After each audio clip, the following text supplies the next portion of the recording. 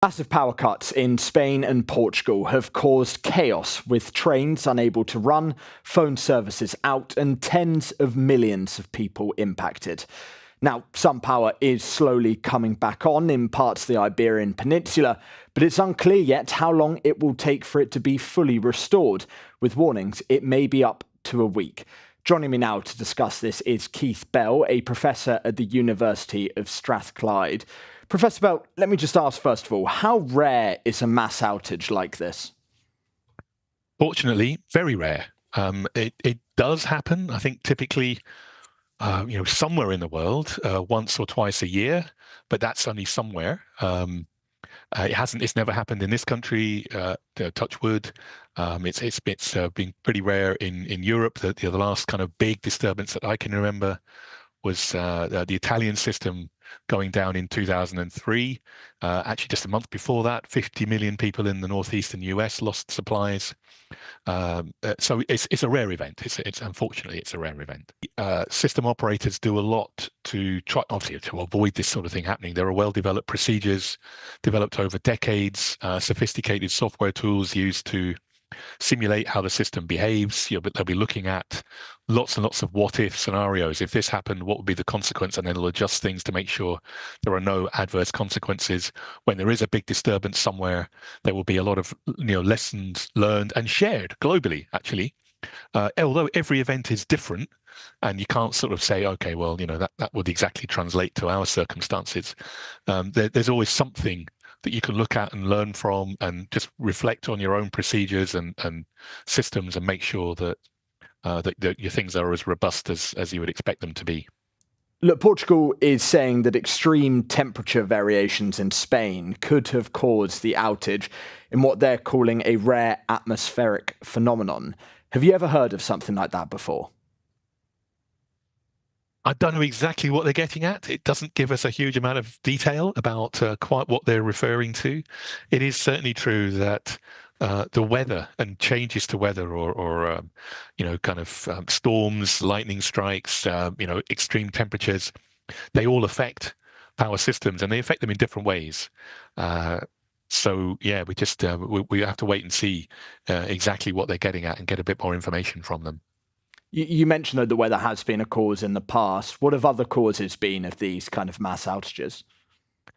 There can be equipment failures that are compounded by other equipment or automatic things that are supposed to respond to limit the impact of the first thing, that for some reason doesn't work, or doesn't work in the way that was intended.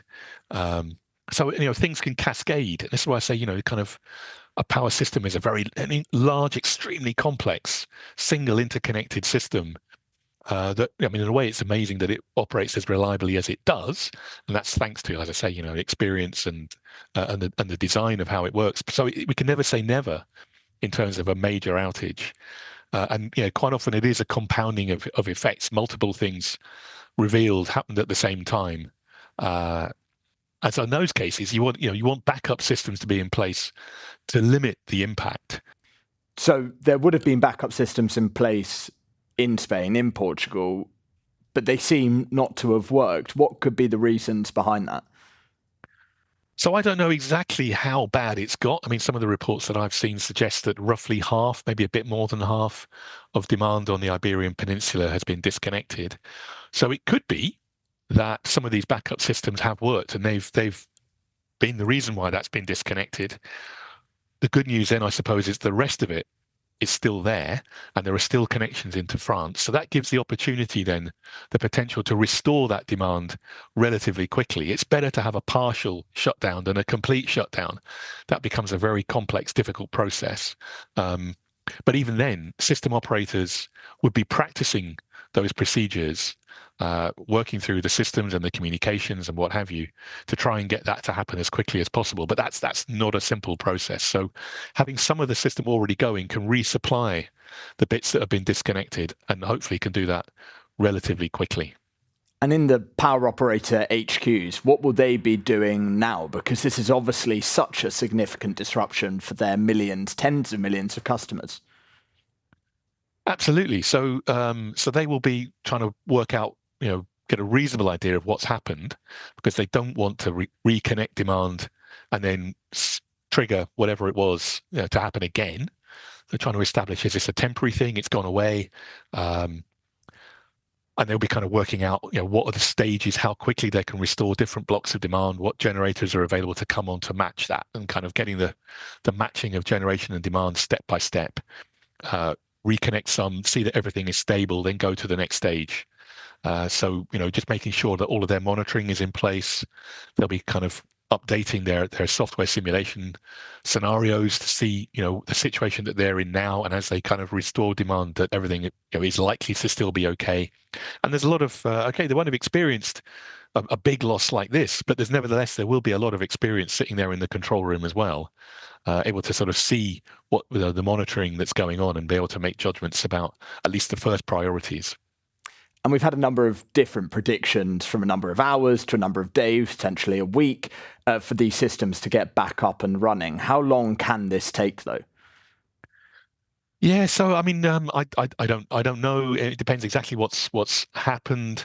There's the reports that you've seen, that I've seen as well, of what the Portuguese system operator is supposed to have said. I haven't seen the original report. I think the quote that I've seen was talking about the system becoming normalized again across some days. So what they mean by normalized, I'm not quite sure. It might mean that they expect to get demand back and reconnected, but that whatever, if it's down to the weather, maybe they're referring to how quickly the weather is going to be changing and getting to a different sort of weather system coming in and sitting over the peninsula. I don't know. So I've also seen someone else has reported that the Spanish system operator is saying, okay, maybe take up to 10 hours to get everybody back. So hopefully that's more the reality of it, that it's no more than a number of hours, a few hours. So, demand will be being restored in the course of that. So it's like, I think, if up to 10 hours means the last few chunks might take as long as 10 hours, but other people getting back in the meantime. And, key energy users in the interim should have backup systems, and those backup systems should be working, such as, hospitals, water treatment works, chemical plant. They should all have their own standby generators, typically diesels, that fortunately they don't have to be used very often, but they're there just in case. And they should have, enough fuel for a good number of hours, maybe up to 24 hours of operation to keep things going.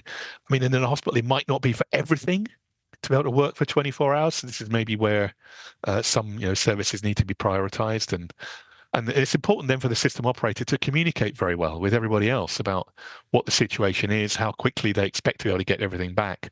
So that if you are in a situation of being, let's say a hospital manager, and you've got a certain amount of fuel, when can you expect things to be restarted? Do you have to ration things in the meantime or not? So yeah, communication is really important, I think, from the system operator, as well as the engineers doing their job and getting a full understanding of what the situation is right now and how quickly they'll be able to get things back. Well, Professor Bell, we will see how much longer it takes then to get power online, and what conclusion any investigation comes to. But thank you very much for your time. Thank you.